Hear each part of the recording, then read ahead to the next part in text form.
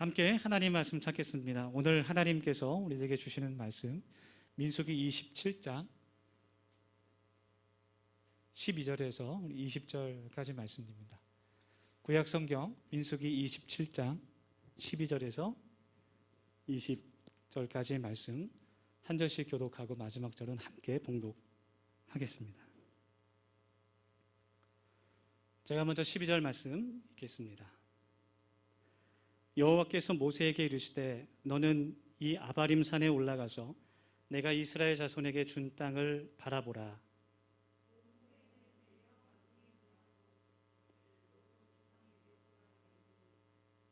다 같이 크게 읽으면 좋겠습니다. 이는 신 광야에서 회중이 분쟁할 때에 너희가 내 명령을 거역하고 그 물가에서 내 거룩함을 그들의 목전에 나타내지 아니하였음이니라. 이 물은 신광야 가데스의 무리바 물이니라. 여호와 모든 육체의 생명의 하나님이시여 원하건대 한 사람을 이 회중 위에 세워서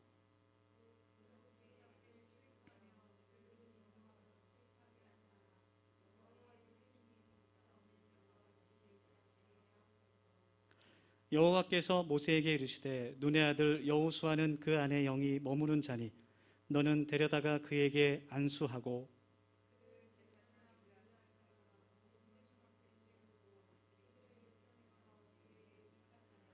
20절 다 같이 하겠습니다.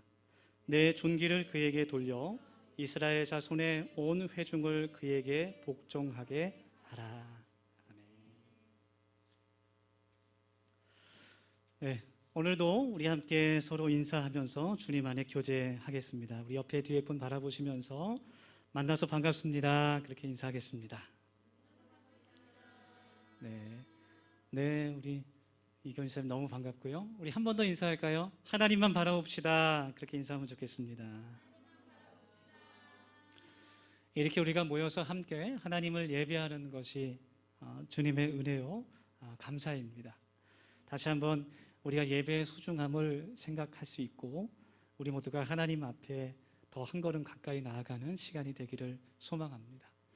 우리가 이렇게 모여서 함께 하나님을 찬양하고 또 진리의 말씀을 우리가 듣고 내 마음의 소원을 하나님 앞에 아뢰며 기도할 수 있는 것이 우리의 기쁨이요 감사입니다. 독일에 한 우화가 있습니다. 그 임금이 신하 두 사람을 불러서 한 사람에게는 이 나라에 있는 모든 약초, 이 나라에 있는 식물 가운데 모든 잡초를 한 가지씩 구해 오라는 그런 명령을 주었습니다. 그리고 다른 한 신하에게는 이 나라에서 피는 모든 꽃의 종류를 수집해 오라는 그런 명령을 내렸습니다. 잡초 수집과 꽃 수집을 맡은 신하들이 나간 지 1년 만에 다시 돌아와서 그 왕 앞에서 보고를 하게 됩니다. 잡초를 모았던 그 신하는 보고하기를 임금님, 이 나라에 이렇게 잡초가 많은 줄을 몰랐습니다. 이 나라는 잡초들로 완전히 뒤덮여 있습니다.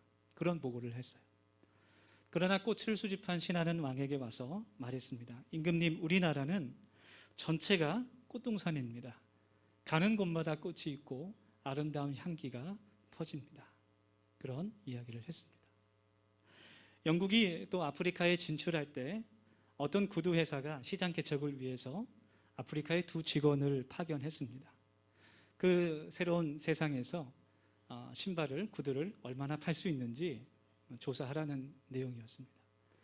한 그 직원은 돌아와서 말하기를 그곳에서는 절대 신발을 팔 수 없습니다. 모든 사람들이 신을 신지 않고 다닙니다. 절대로 그곳에서 장사를 하면 안 됩니다. 그렇게 보고를 했습니다. 그러나 다른 한 신하는 아프리카 그 땅은 황금시장입니다. 모든 사람들이 신발을 사서 신게 될 것입니다. 어서 빨리 그곳에 가서 준비를 해야 됩니다. 그런 보고를 했다고 합니다. 불평거리를 찾는 사람에게는 불평거리만 보이게 됩니다. 그러나 감사를 생활하는 사람에게는 감사하는 것만 보이게 됩니다. 마찬가지로 부정적인 마음을 갖고 있는 사람에게는 부정적인 것들만 보이게 됩니다. 그러나 모든 것을 긍정적으로 바라보는 사람에게는 모든 것이 긍정적인 일로 보이게 됩니다. 여러분들은 삶을 살아가면서 어떤 것을 보고 계십니까? 오늘 우리가 함께 읽은 이 하나님의 말씀, 민수기 27장 말씀은 하나님께서 이스라엘 민족을 인도하고 있는 모세를 불러 말씀하시는 장면입니다. 그리고 모세를 아바림 산으로 데리고 올라가셔서 하나님께서 약속하신 그 가나안 땅을 바라보라고 명령하시는 그 말씀입니다. 여러분, 바라본다는 것은 어떤 의미가 있을까요? 어떤 뜻이 있을까요? 몇 가지 의미가 있지만 먼저 바라본다는 것은 소망과 비전의 의미가 있습니다. 내가 바라본다는 것은 내가 그것을 소망한다는 의미가 있습니다. 하나님께서 모세를 이스라엘의 지도자로 택하시고 40년간 이집트에서 훈련시키시고 또 광야에서 40년을 훈련시키신 후에 그를 통해서 이스라엘 민족을 이집트에서 구원해내십니다. 그리고 40년 동안 광야에서 인도하십니다. 그 여행은 분명한 목적지가 있는 여행이었습니다. 하나님께서 약속하신 가나안 땅, 성경의 표현대로 젖과 꿀이 흐르는 그 풍성한 땅으로의 여정이었습니다. 이제 곧 있으면 그 땅에 도착하게 될 시기에 하나님께서 모세를 아바림 산으로 데려가서 하나님께서 그에게 말씀하신 그 땅을 직접 눈으로 바라볼 수 있도록 하여 주십니다. 하나님께서 이스라엘 민족에게 예배하셨던 그 땅, 그들이 그렇도록 간절히 원했던 그 땅을 직접 눈으로 바라볼 수 있게 하십니다. 그 믿음과 그 소망, 그것의 실체가 바로 그 땅이었습니다. 그 소망을 직접 눈으로 바라볼 수 있게 하십니다. 그래서 바라본다는 것은 소망을 의미하는 겁니다. 주대준 교수님이 쓴 그 바라봄의 법칙이라는 책이 있어요. 이 교수님은 어린 시절 부모님의 사후실패와 아버지의 죽음으로 정말 어려운 시절을 보냈습니다. 정말 어렵게 삶을 살아갔습니다. 그가 처음에 고등학교를 졸업하고 구미 전자 공단에 들어가서 일을 하게 됐는데 교회를 처음 나가게 됐을 때 교회 현판에 사도행전 16장 32절 말씀이 딱 기록된 것을 보게 됐어요. 주 예수를 믿으라 그리하면 너와 네 집이 구원을 얻으리라. 이 말씀을 딱 보고서 그분 성함이 주대준 교수님인데 교회의 주인이 나와 같은 주시구나. 주 예수. 그래서 굉장히 예수님이 친근감 있게 느껴졌다 그래요. 그래서 그때부터 그분의 표현대로 하면 주씨 아저씨를 인생의 멘토로 삼았다고 합니다. 그리고 하나님의 말씀을 듣다가 요셉의 이야기를 마음속에 깊이 간직하게 됐어요. 그 구미공단에 들어가서 처음으로 전산에 대해서 눈을 뜨게 되고 또 공부하게 되면서 학사장교를 통해서 전산장교가 되게 됩니다. 그런데 이분이 좀 실력이 부족했나 봐요. 그래서 청와대 근처에 있던 어떤 학교에 들어가서 다시 교육을 받게 되는데 쉬는 시간에 길을 가다가 청와대를 바라보게 됐어요. 그런데 그 순간 그 청와대가 자신의 마음속에 새겨지게 됐습니다. 그래서 그것을 바라보면서 내가 저곳에서 일을 해야겠다라는 생각이 들게 됐어요. 그래서 그때부터 계속해서 청와대 건물을 바라보면서 하나님께 기도했답니다. 하나님, 제가 언젠가는 저곳에서 일을 하고 싶습니다. 저를 인도하여 주십시오. 계속 기도를 했대요. 마침내 10년 만에 청와대의 전산실장으로 들어가게 됩니다. 그곳에 들어가서 많은 일을 하셨어요. 처음으로 처음에 전산실로 들어갔다가 나중에 경호처로 들어가게 되는데 경호처에 과학적인 전산 또 그런 경비 시스템을 도입하게 됩니다. 그런데 더 중요한 것은 처음으로 청와대 안에 기독 신의회를 만드셨어요. 그래서 그곳에서 함께 모여서 기도하고 예배하고 또 복음을 전하는 일을 하게 됩니다. 20년 동안을 청와대에서 근속한 후에 이제 퇴임하셔서 카이스트 대학의 교수님으로 가게 되시죠.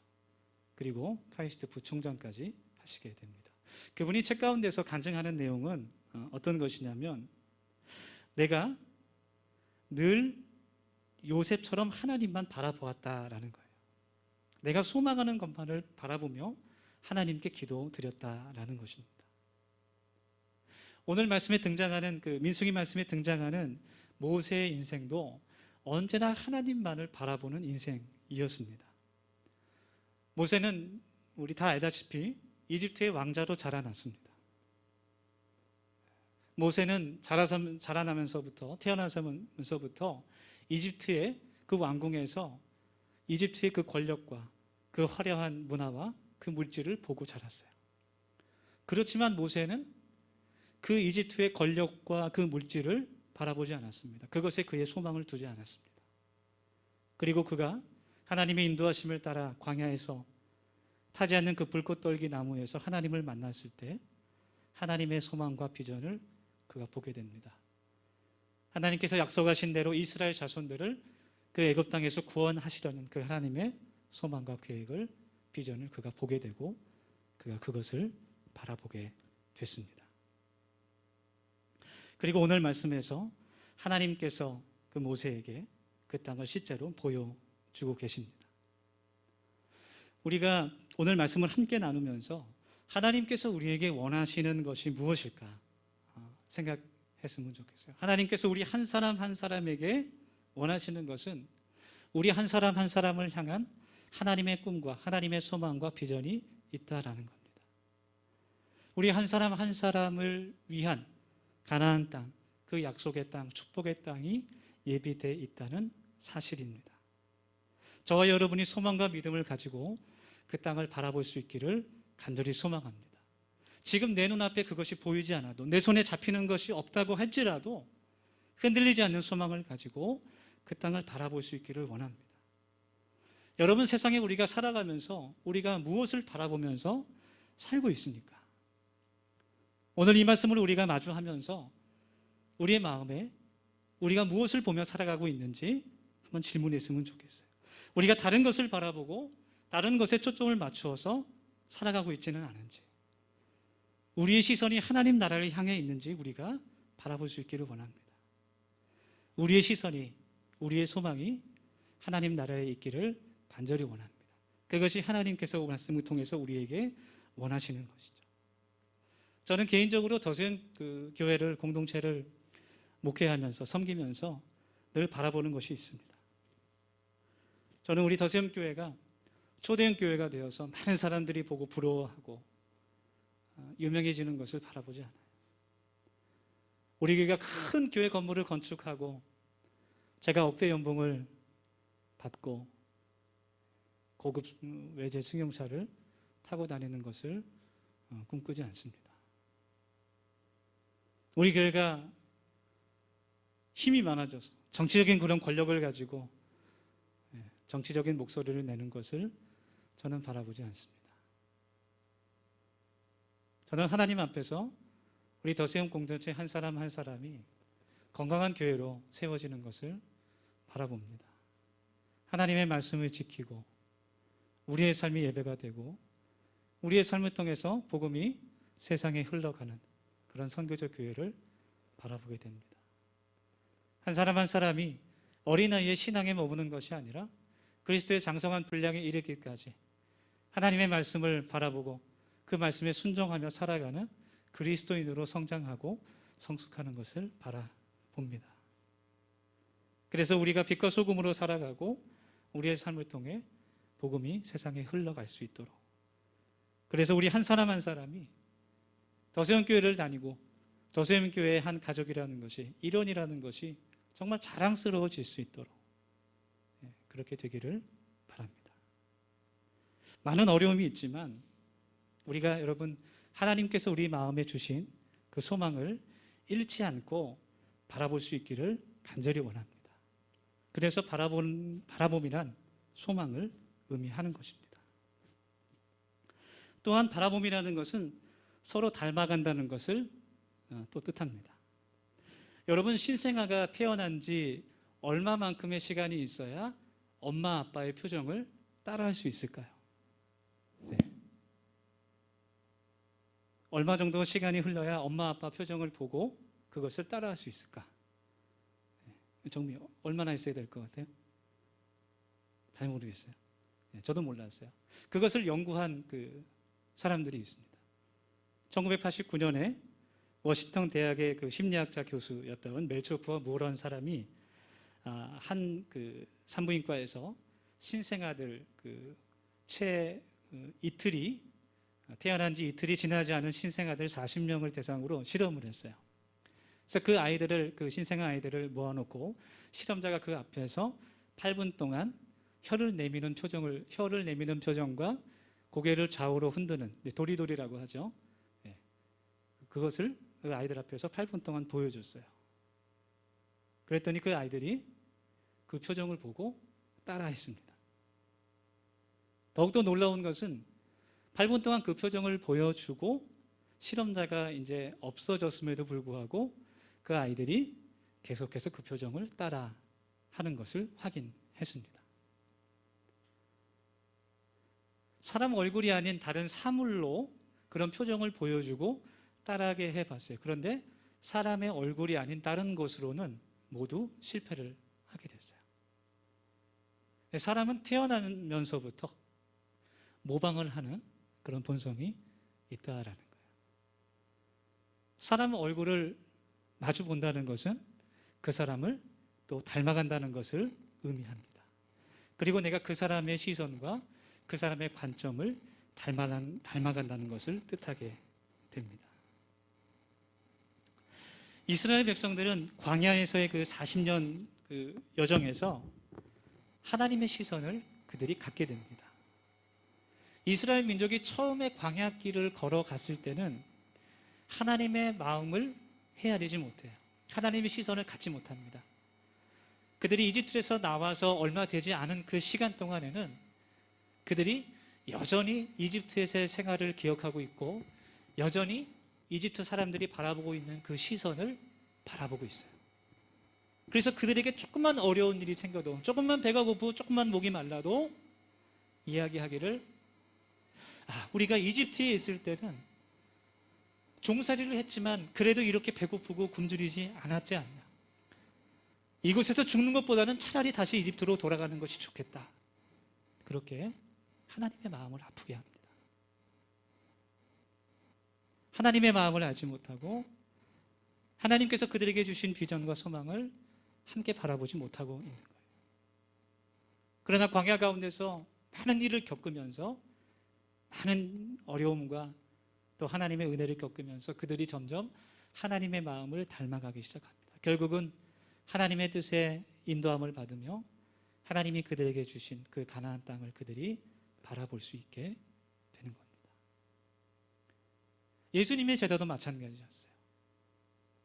예수님의 제자들도 처음에 예수님을 만났지만 처음에는 예수님이 가지고 계셨던 그 시선, 예수님의 관점을 그들이 갖지 못합니다. 그들이 예수님의 마음을 처음에는 이해하지 못합니다.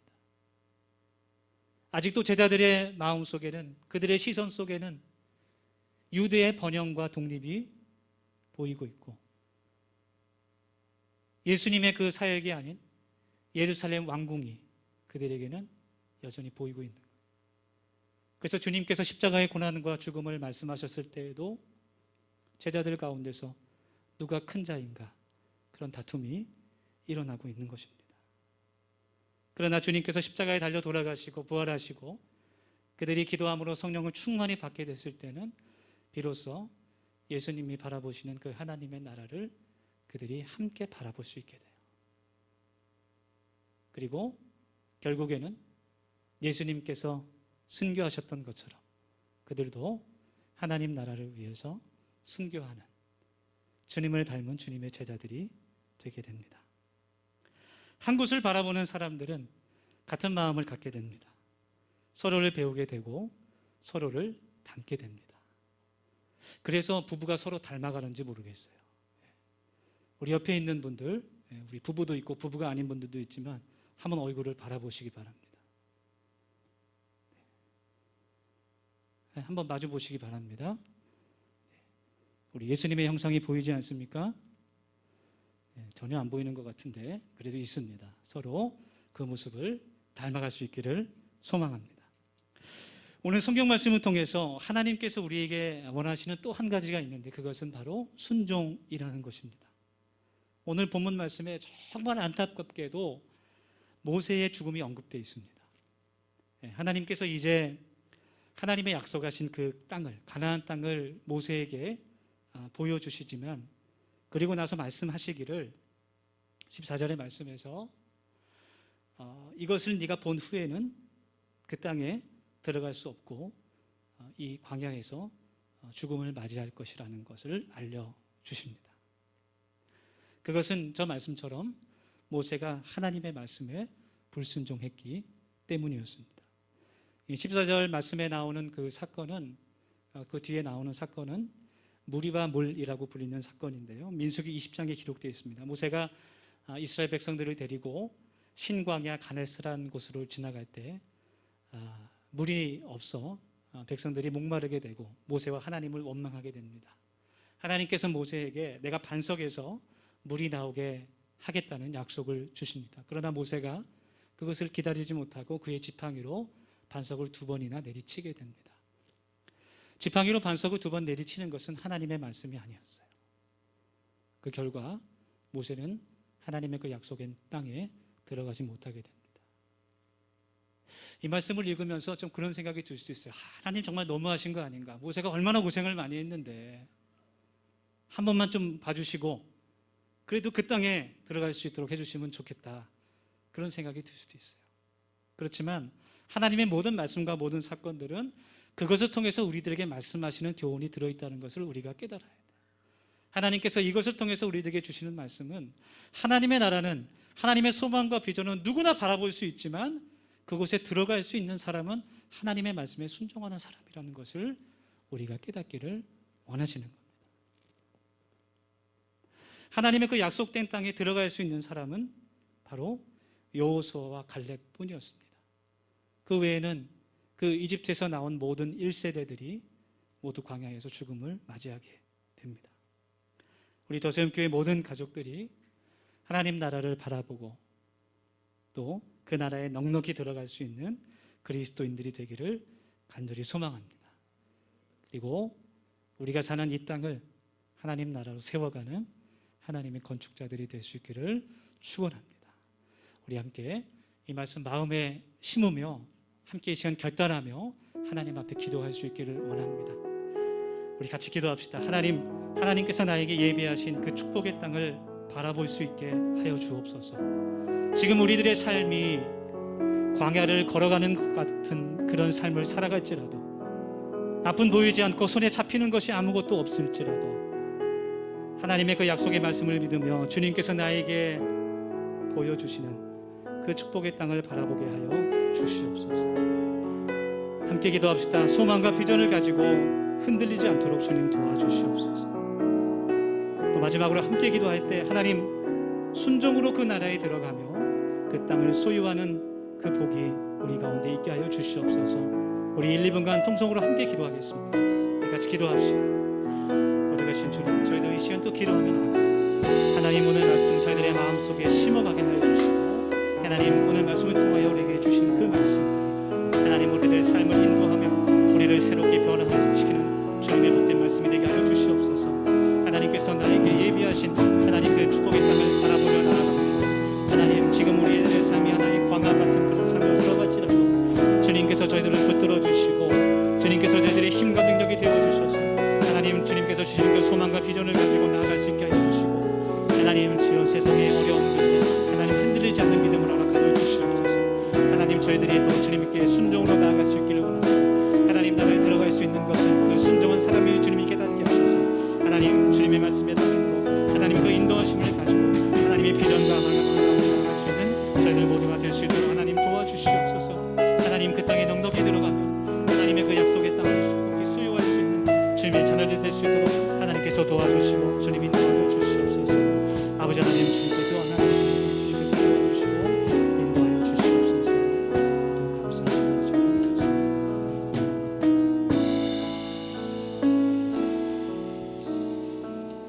하나님, 저희들 모두가 주님께서 보여주시는 그 하나님의 땅을, 그 나라를 바라볼 수 있기를 간절히 소망합니다.